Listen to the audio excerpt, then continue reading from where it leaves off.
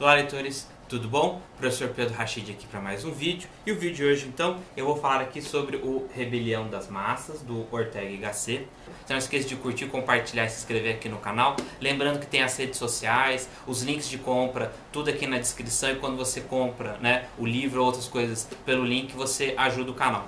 Muito bem, então, qual que é a proposta do vídeo? Eu vou fazer alguns comentários gerais aqui sobre a obra, certo? Tem fichamento no meu site que está na descrição, esse livro eu consegui fazer o fichamento. Eu foquei aqui nas definições, porque é um livro, ele não é longo, certo? Ele é fácil de ler, de entender, só que eu tive que focar algumas coisas aqui, é a proposta, certo? Eu já vou mostrar alguns outros livros que eu acredito que conversam com a obra, por alguns motivos, então eu já vou mostrar aqui no início, e aí conforme for fazendo os comentários, eu vou falar o nome do livro, e aí você já viu ele agora aqui no começo. O livro que tiver vídeo aqui no canal, alguns tem, outros vão ter no futuro próximo, não sei quando você está vendo o vídeo, eu vou colocar aqui no card ou na descrição, ou você pesquisa aqui no canal, vai ter as playlists também. Então fica o convite para você olhar o canal, ver os vídeos, ver as playlists, está tudo organizado aqui para facilitar o seu estudo e a sua pesquisa. Muito bem, então a ideia, eu vou fazer um panorama geral, explicar a ideia do livro, e depois eu vou para os trechos. Vou mostrar agora os livros que eu acho que conversa, o Abolição do Homem, certo? É bem interessante que essa ideia do homem massa, eu acho que conversa bastante com a proposta, ou a crítica, ou a situação que está acontecendo aqui na Abolição do Homem.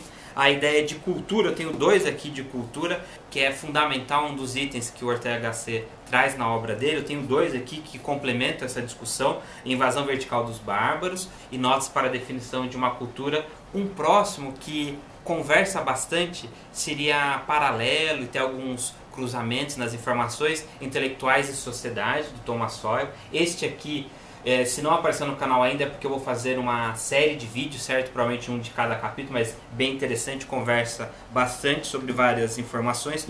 E que também conversa sobre, digamos, a consequência. Aí eu já adianto aqui que, por exemplo, o livro foi publicado em 1930, a televisão começou na década de 1940, e o ensino por correspondência no século XIX. Por que eu estou citando essas datas? Só porque eu vou comentar algumas coisas que parece que ele antecipou. Então o Theodore Dalrymple, aqui no Vida na Sarjeta, o Podres de Mimados e Em Defesa do Preconceito, parece que ele está analisando a situação atual, que em parte eu acho que nós conseguiríamos fazer uma correlação com essa obra do Ortega y Gasset com facilidade.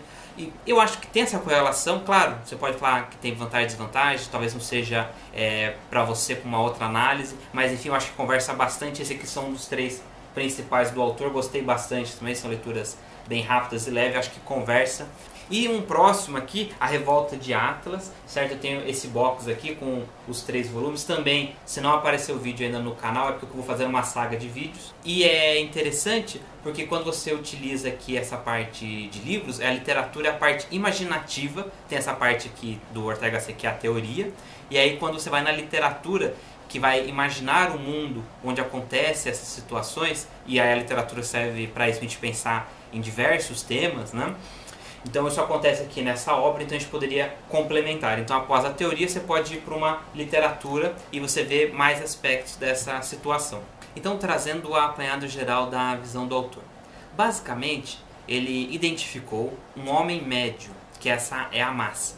Então essa massa, aí quando eu comecei a ler, eu vi exatamente o que está acontecendo hoje. Então vou dar alguns exemplos. A pessoa, digamos assim, o jovem tem 15, 18, 20 anos. Então ele estuda um pouco usando a internet, lê 1 ou 2 livros e ele acha que já poderia, por exemplo, gravar um curso online e começar a vender o conteúdo dele. E aí, pessoas de 30 anos, 40, 50 vão falar para ele: olha, você não tem experiência no mercado, então, e você não está valorizando essa experiência. Claro que talvez, comparado com outros jovens de 20 anos, você está acima. Só que, e talvez até você está se aproximando da pessoa de 30. Mas a pessoa com 40, 50 anos, mesmo que ela não tenha lido tanto ou focado no autodesenvolvimento, só o fato dela viver, ela já tem um acúmulo que pode superar. Enfim, eu estou utilizando esse exemplo que vai ficar claro aqui com o fechamento aqui da explicação inicial. Então essa situação que acontece hoje, ele identificou no passado. Só que no passado dele, qual que é esse jovem que está, essa massa, que está subindo e achando que tem o domínio da parte de tradição, da cultura, das ferramentas, de estatística, ferramentas técnicas, de saber construir as coisas. Com o pessoal tendo mais acesso a rádio, televisão, ter acesso a livros, né, com mais facilidade, o aumento do estudo. Então as pessoas elas vão se dedicar menos ou começam a se dedicar um pouquinho a mais e já tem certeza. E isso é ruim, ele identificou, isso tem uma consequência negativa a longo prazo para a nação, para o país, para a humanidade, que na verdade essa situação da pessoa não ter essa percepção que falta, essa ideia de cultura, de tradição, de conhecimento. Vou usar o adesivo para facilitar a discussão aqui, direita e esquerda. Então essa massa, esse homem médio, que vai tentar fazer, digamos assim, não revolução, mas vai ficar sempre gritando, falando, e hoje em dia essa pessoa, né, esse grupo, essa faixa, vai falar com a internet. Então na época vai falar no jornal, vai falar no cotidiano, e atrapalha tanto aí o adesivo, direita e esquerda, porque não vai saber nem a esquerda e nem a direita. Então não vai ter essa teoria e não vai saber nem o que a esquerda está defendendo, nem o que a direita está defendendo. Então não sabe nada, está lá no limbo. Ela acha que está sabendo, mas não está. E vai ficar bem claro isso com os trechos que eu selecionei. E também fica o convite para você olhar o fichamento, que são o maior número de trechos com as páginas para você usar na sua pesquisa, que está no site, e também tem de muitos outros livros lá. Muito bem, então vamos iniciar aqui. Então ele começa, eu estou utilizando aqui a página 26 a 94, a 95, e ele fala algumas coisas. Então ele começa falando que essa ideia da tradição e da cultura não é necessariamente um privilégio, é uma honra de você assumir e você subir. Então ele começa com esse sentimento da nobreza. E quem seria essa nobreza? Seriam as pessoas, pensando um pouco da Idade Média, então digamos assim, vem inimigos, eu sou nobre. Então eu tenho uma honra, eu ganhei esse privilégio de proteger as outras pessoas. Então não é um fardo, não é uma coisa ruim, certo? E o camponês, ele é livre para pensar e escolher ali, certo? Não estou nem falando desse negócio de pagar imposto, de ser oprimido. Você pode até partir para essa ideia, mas aqui ele está dizendo uma outra coisa. Então esse nobre, ele tem essa pressão social, que no caso ele visualiza como um privilégio de estar acima para proteger. Então essa ideia do sangue, o sangue real, na verdade mostra para as outras pessoas que você é reconhecido por você ter essa capacidade a mais, que você buscou adquirir ou a sua família tem, então você está protegendo outras pessoas. Então ele começa a falar por aí, nessa direção assim, do que é vantagem e desvantagem. E aí ele continua. Os privilégios da nobreza não são originariamente concessões ou favores, mas pelo contrário, são conquistas. E a sua conservação é um privilégio de reconquistá-las em todo instante, certo? Então, esse nobre não poderia desistir de ir lá proteger o seu território e as pessoas que estão morando lá. E aí começa mais uma ideia da tradição e da herança, porque o filho desse nobre, né, ele tem que continuar aspirando e mantendo essa tradição, esse espírito da nobreza. E para finalizar esse primeiro tópico aqui, na 95, que os chineses, né, então o filho que vai trazer a nobreza para a família. Então ele já inverte isso, porque daí ele continua se mantendo. Então cada vez o filho tem que manter a tradição para os antepassados. Então na 37, talvez seja o primeiro momento que eu escolhi, que ele começa a discutir e tentar traçar o que seria esse homem massa, mas eu já trouxe aqui para vocês, porque ele demora um pouco para engrenar essa definição, você tem que ir lendo, não que atrapalhe um pouco, mas ele vai colocando pedacinhos e depois ele amarra ali na frente. Então você já tem essa definição com o meu resumo. Ele começa aqui na 37. Então, o homem massa, porque, como verá o leitor, se trata precisamente de um homem hermético, que não está aberto de verdade a nenhuma instância superior. Então não está superior nem para a direita nem a esquerda, nem religião, nem tradição, nem nada disso, como eu comentei. Tanto que ele continua aqui, onde está, por exemplo, na 51, que eu já vou ler daqui a pouco. Não há mais protagonistas, só há coro. E eu resgatei, juntei na 37 com a 156, porque lá na frente, depois que ele definiu quase tudo, ele fala que essa situação não é só indivíduos dentro do país, todo o país pode se tornar. Então ele falou, há também povos, massas. né, na 156, resolvidos a se rebelar-se contra os grandes povos criadores, minorias de estirpes humanas que organizaram a história. Por isso que eu comentei dos dois livros aqui, para você analisar se tem ou não cultura superior, ou se seria correto ou não dizer se tem coisas superiores ou não. Enfim, uma discussão, se não for polêmica, você tem que ser feita com calma, né? Para você ter bastante informações e trabalhando com cuidado. Então, nessa direção, continuando na 41 e 42, ele fala que, por exemplo, os animais, eles não conseguem lembrar do passado, mas o homem, ele consegue lembrar. Então, esse homem massa, ele, de maneira, de propósito, ele realmente se nega a entender esse passado, certo? E com isso ele vai ficando cada vez mais fechado, né? Não vai fazer nenhuma discussão, nenhuma reflexão, fica uma coisa na média. Então ele acha que está manobrando, mas na verdade ele está sendo manobrado, ou ele até pode ir para algumas direções, só que ele não consegue visualizar as consequências a longo prazo do que ele escolheu, porque ele tem um conhecimento superficial de vários itens. A gente poderia também utilizar essa ideia. E aí chegamos na 51 e 52, que tem realmente bem uma grande importância aqui, que traz: a multidão de repente tornou-se visível e instalou-se nos lugares preferentes da sociedade. Antes, se existia, passava inadvertida, ocupava o fundo do cenário social. Agora, adiantou-se até as gambiarras. Ela é o personagem principal. Já não há protagonistas, só a coro.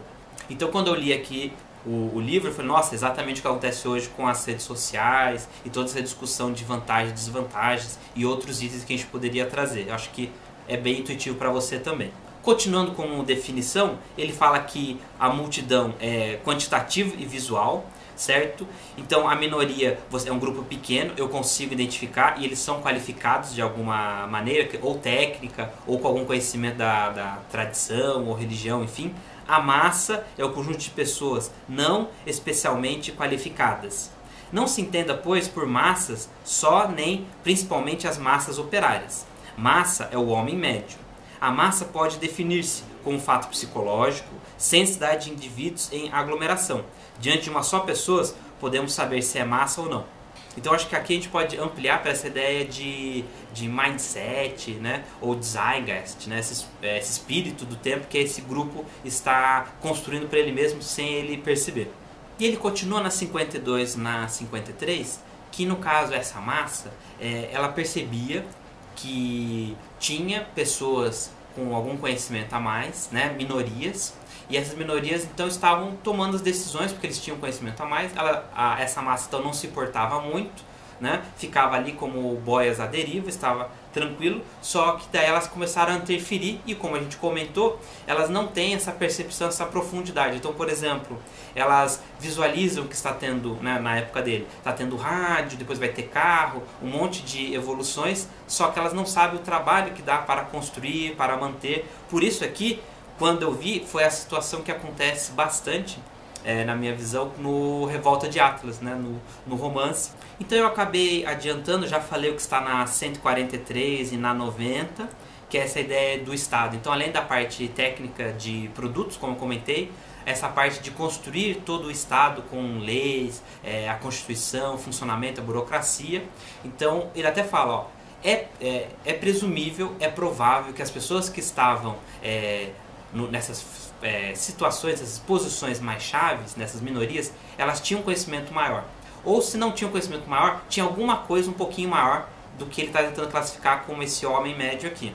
Então, essa massa está tentando impor a sua vontade sem ter essa compreensão do todo, da tradição. E aí ele cita aqui nas páginas que eu comentei, que além da parte técnica, tem no Estado também. E agora, talvez uma das partes mais importantes do livro, que é a página 54 e a página 100 até a página 105. O que acontece? Como essa situação da massa está aplicando, e hoje com a internet fica mais forte ainda do que ele está comentando, que essa massa ela está num nível que ela acha que é superior, mas pessoas que seriam as minorias, porque teve mais estudo, mais experiência de vida, certo? Isso a princípio caberia para os dois lados, direita e esquerda, tá? Estariam acima e estão visualizando essa situação.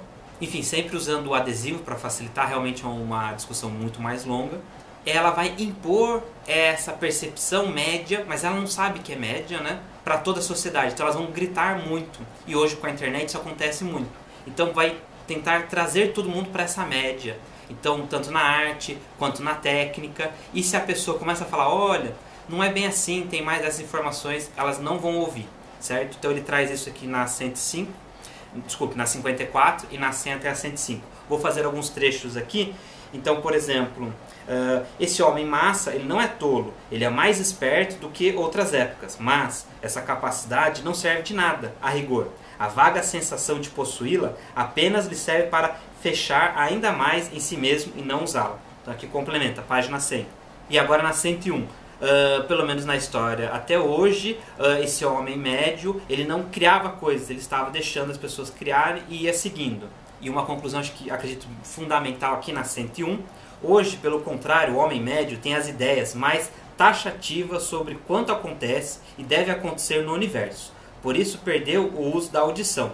Para ouvir, se já tem dentro de si o que necessita. Enfim, como eu acabei de ilustrar, essa dificuldade de comunicação, de conversa, etc. Nessa ideia de ser intelectual, de discutir, de aprender, né?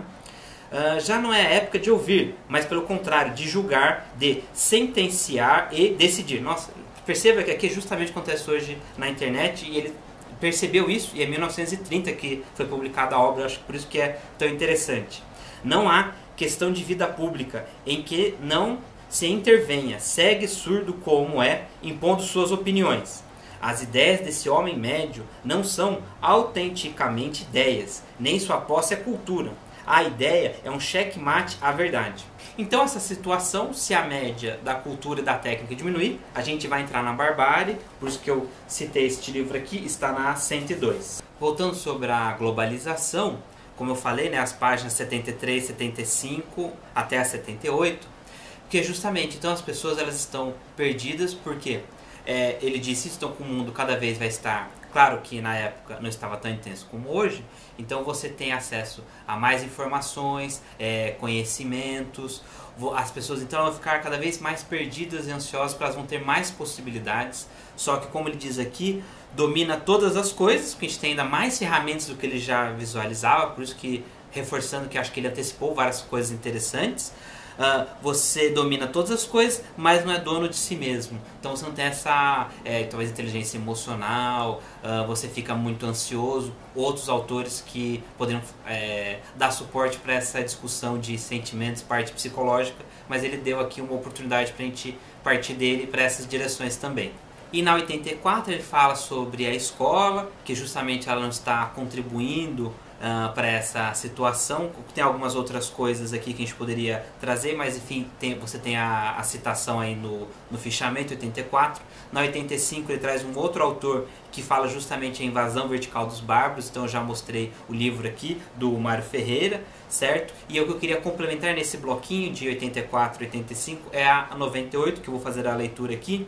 O simples processo de manter a civilização atual é superlativamente complexo e requer sutilezas incalculáveis, mas mal pode governá-lo esse homem massa que aprendeu a usar muitos aparelhos de civilização, mas que se caracteriza por ignorar de raiz os princípios mesmos da civilização.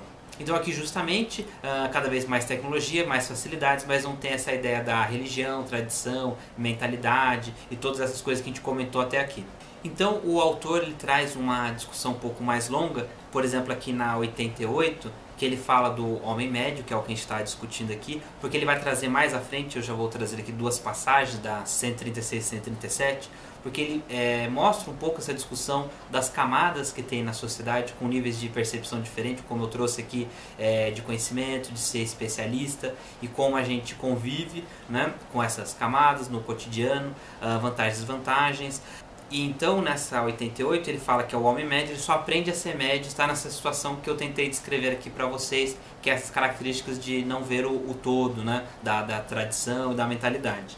Então, por que dessa situação? Porque aí tem a parte que eu grifei aqui, que é da 90 e 91, que ele traz 2 itens, né, que esse homem então, né, o homem massa dessa parte psicológica, por isso que eu citei o Theodore Dalrymple, que acho que complementa essa citação aqui, que tem 2 traços, ele fala 2 traços iniciais, a livre expansão dos seus desejos vitais, portanto de sua pessoa, a radical ingratidão a tudo, quanto tornou possível a facilidade da sua existência. Então acho que está tudo aí, a tecnologia, essas facilidades ele não percebe, como a gente já citou.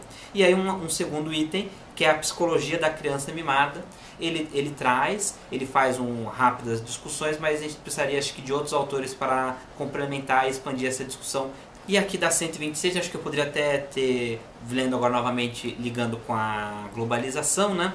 Que ele diz, então, a civilização do século XIX permite ao homem médio instalar-se no mundo abundante, percebe só a abundância de meios e não as angústias. Encontra-se rodeado de instrumentos prodigiosos, medicinas benéficas, estados providentes, direitos cômodos, ignora por seu turno o difícil que é inventar essas medicinas e instrumentos e assegurar para o futuro de sua produção. Não percebe o instável que é a organização do Estado, mal sente dentro de si obrigações. Então justamente aqui essa situação que só quer direitos, né? Acho que complementa. Tem uma situação no livro que ele trabalha um pouquinho, faz uma conclusão, aí ele resgata e vai trabalhando, então ele vai meio que repetindo algumas informações e vai cada vez ficando mais complexo, mas também mais completo a parte da definição da ideia que ele quer traçar. Enfim, se chegou até aqui, muito obrigado. Eu estou nos últimos 2 bloquinhos de informação para a gente encerrar aqui a discussão. Então ele traz aqui na 136 e na 137, que ele fala essas definições da sociedade, camadas, classes, outros itens. E ele traz aqui a definição de sábio e ignorante e depois o especialista. E basicamente o que acontece? O especialista não pode ser submetido a nenhuma das 2 categorias. Ele não é sábio porque ignora formalmente o que não entra na sua especialidade. Mas tampouco é ignorante, porque é um homem da ciência e conhece muito bem o seu item que ele está estudando. Devemos dizer que o sábio ignorante, coisa sobremodo grave, pois significa que é um senhor que se comportará em todas as questões que ignora, não como ignorante, mas com toda a petulância de quem, na sua questão especial, é um sábio. Então, justamente o que acontece aqui, por isso que eu citei no começo do vídeo, no Intelectuais e Sociedade, a pessoa é especialista num campo e acaba tratando, comentando como se fosse especialista em outro campo. E aí eu acho que combina bastante com o que ele trouxe do homem médio, porque o homem médio não percebe, só que esse especialista, ele percebe a ideia da tradição, mentalidade, porque ele tem conhecimento numa área, ele sabe que existe esses vários itens que a gente comentou até aqui, que o homem médio não percebe, só que ele acha que pode comentar em outras áreas, então isso tem vantagens e desvantagens, algumas delas estão tratadas nessa obra aqui, que complementam, por isso que eu estou citando. Enfim, basicamente é isso dessas 2 páginas, e agora eu vou fechar a última citação com a 134 e a 79. Então, por massa, prevenia eu no início, como eu falei desde o começo, ele vai tendo essa construção da definição, não se entende especialmente o operário, não designa aqui uma classe social, mas uma classe, um modo de ser do homem, né, que se dá em todas as classes sociais. Por isso mesmo, representa o nosso tempo, sob o qual predomina e impera. Então acho que aqui fecha bem a ideia que ele está trazendo até aqui, que é essa ideia de um pensamento, né, de uma percepção da realidade. Enfim, tem várias palavras, mindset, várias palavras que a gente poderia trazer de outros autores. E para fechar, 79, não poderá estranhar que hoje o mundo pareça vazio de projetos, antecipações e ideias. Ninguém se preocupou em preveni-los. Tal tem sido a deserção das minorias dirigentes, que se acha sempre ao reverso da rebelião das massas. Enfim, acho que basicamente é isso.